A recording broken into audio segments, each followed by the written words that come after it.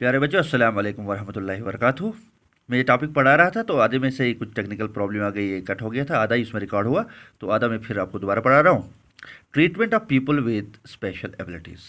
बोलता है कि जो स्पेशली एबल्ड पर्सन होते हैं उनके साथ किस तरह से हम ट्रीट करते हैं, उनके साथ किस तरह का व्यवहार हो जाता है। सबसे पहले मैं आपको बताऊँ, children is pearling other children is with in school. School के अंदर जो बच्चे होते हैं, एक स्पेशल बच्चा होता है, दूसरा एक नॉर्मल बच्चा होता है। वो एक दूसरे के साथ साथ में नहीं बैठाते हैं उसको। जो स्पेशली एबल्ड पर्सन होता है उसके साथ अब बैठते नहीं, उसके साथ खेलते नहीं, उसके साथ बात नहीं करते। तो वो बेचारा अलग रह जाता है वहाँ भी। Bus drivers fail to support the need of the passengers with special abilities. तो बस स्टॉप की बात करेंगे, अड़ू की बात करेंगे, जहाँ पे लोग स्पेशल एबिलिटी पर्सन आते हैं, वहाँ गाड़ी में बैठना होता है, बस में बैठना होता है। वहाँ के ड्राइवर्स कंडक्टर जो होते हैं उसको फुली सपोर्ट नहीं कर पाते हैं, उसको गाड़ी में बैठाना, उसको सीट प्रोवाइड करना, बाकी चीज़ें, उसका बैग वगैरह लगेज होना उठाना, लेकिन वो सारा कुछ वो नहीं कर पाते। Discrimination against the people with special abilities.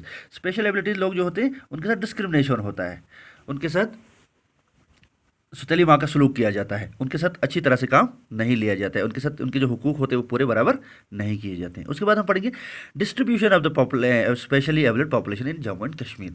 Jammu and Kashmir के अंदर स्पेशली एबल्ड पर्सन कितने होंगे। तो मैंने उसका ये बताया है ईयर के हिसाब से। जो पॉपुलेशन हमने सेंसस की थी 2001 में, तो उस वक्त हमारे पास जो स्पेशली एबल्ड पर्सन थे वो थे हमारे पास 3,02,670 पर्सन थे। और उसके बाद 10 साल के बाद जब 2011 में हमने सेंसस की, तब ये थे 3,63,105। तो ऑलमोस्ट 60,000 लोग जो थे इन 10 सालों में बढ़ गए थे। तो अब जो नई सेंसस हो जाएगी 2021 में, 2021 में, तो उससे हमें पता चला कि और कितना बढ़ गया है कि ये कम हो गया है। तो उसके बाद में हमारे पास दूसरा ये होगा सब topic, efforts bad by the government in Jammu and Kashmir for more inclusive. बोलते हैं आप गवर्नमेंट ने कौन कौन सी स्कीम्स बनाई, कौन कौन सी प्रोग्राम्स उन्होंने बनाए हैं जिससे ये जो एक्सक्लूड हुए हैं लोग, उनको हम वापस लाके इंक्लूड कर सकेंगे, उनको लाके अपने सोसाइटी में फिर से जमा करेंगे। सोसाइटी के साथ उनको चलाने के लिए गवर्नमेंट ने कौन कौन से प्रोग्राम्स लॉन्च किए हैं। Department of Social Welfare, nodal agencies of the government of Jammu and Kashmir work in holistic manner with other government departments, agencies, NGOs and civil societies for more inclusive of specially abled। बोलता है government ने काफ़ी departments हैं government के पास, social welfare department हैं, बाकी nodal agencies हैं, government की जो नोडल एजेंसीज़ होती हैं, अच्छा उसके बाद NGOs होते हैं या बाकी डिपार्टमेंट्स होते हैं, सिविल सोसाइटीज़ के लोग होते हैं, वो सारे मिलके तो बहुत अच्छा काम कर रहे हैं कि जो स्पेशली एबल्ड पर्सन होते हैं इनको फिर से हम इंक्लूड करने जा रहे हैं सोसाइटी के अंदर।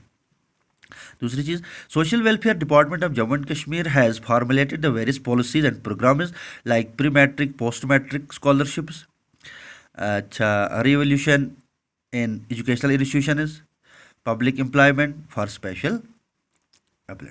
बोलते हैं स्पेशली एबल्ड पर्सन जो होते हैं गवर्नमेंट ने भी उसने सोशल वेलफेयर डिपार्टमेंट है उसने उनके लिए पोस्ट मैट्रिक या प्री मैट्रिक स्कॉलरशिप्स रखे हैं, अच्छा उनके लिए रिजर्वेशन रखी है एम्प्लॉयमेंट में या बाकी चीज़ों में, तो हर जगह उनके लिए प्रोग्राम्स में उनके लिए जगह रखी है। Government has been provide the special unemployment allowance to all educated unemployed specially abled person. और गवर्नमेंट ने दूसरी एक प्रोग्राम बनाई है कि जितने भी अनएम्प्लॉयड स्पेशली एबल्ड पर्सन हैं उनके लिए हम अनएम्प्लॉयमेंट अलाउंस दे देंगे। उसके बाद है how we can include socially exclude. अब हम किस तरह से उनको इंक्लूड करेंगे, उनको किस तरह से हम वापस इस सोसाइटी के अंदर, इस लोलांगर के अंदर उनको शामिल करेंगे, मेन स्ट्रीम में लाएंगे। उसके लिए हम क्या कर सकते हैं, देखो हमने क्या क्या चीज़ें करनी है। Proper sensitisation is required, appropriate awareness, trainings faced by specially abled persons. बोलते हैं हमने उनको अच्छी तरह से मोटिवेट करना है, अवेयर करना है, उनको अच्छी चीज़ें में उनको बताना है कि हमारे साथ आप बैठो, आपके साथ कोई ये गलत ये नहीं होगा, आपके साथ कोई डिस्क्रिमिनेशन हो गई, आप भी इस सोसाइटी के पार्ट हो, आप भी हमारी तरह इंसान हो, आप भी हमारी तरह बैठते खाते पीते हो। तो इसलिए उनको मोटिवेट करके इस सोसाइटी के अंदर, इस लोलांगर में उनको भी मेन स्ट्रीम में शामिल करना है। दूसरी चीज़, inclusive education should be made compulsory at all levels of schooling. तो इंक्लूसिव जो एजुकेशन है वो सारे एजुकेशन इंस्टीट्यूशंस के अंदर कंपलसरी होना चाहिए। उसके बाद ramps, lifts should be made public constructed in public place. जो भी पब्लिक प्लेस होगी, चाहे स्कूल होगा, चाहे अस्पताल होगा, चाहे कोई और ऑफिस होगा, तो वहाँ पे लिफ्ट होना चाहिए या वो रैंप वगैरह होनी चाहिए जिसमें स्पेशली एबल्ड पर्सन आराम से वहाँ पे पहुँच सकेंगे। सपोर्ट शुड बी इनकरेज, और सपोर्ट्स उनके लिए इनकरेज करना चाहिए, उनको गेम्स वगैरह देना चाहिए, वैसी गेम्स जो वो खेल पाएंगे तो गेम्स वगैरह उनको देना चाहिए, उनको भी अपने साथ भी चलाना चाहिए ताकि वो भी गेम्स खेलेंगे, वो भी इनकरेज हो जाएंगे। Promoting self employment scheme is for specially abled person, और उनके लिए हमें प्रमोट करना चाहिए सेल्फ एम्प्लॉयमेंट।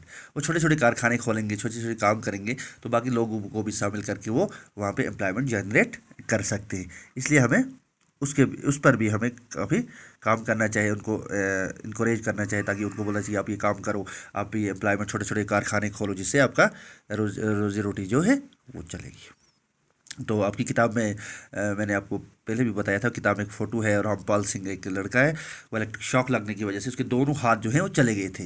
अब वो हाथों के बगैर था, वो स्पेशली एबल्ड बन गया था।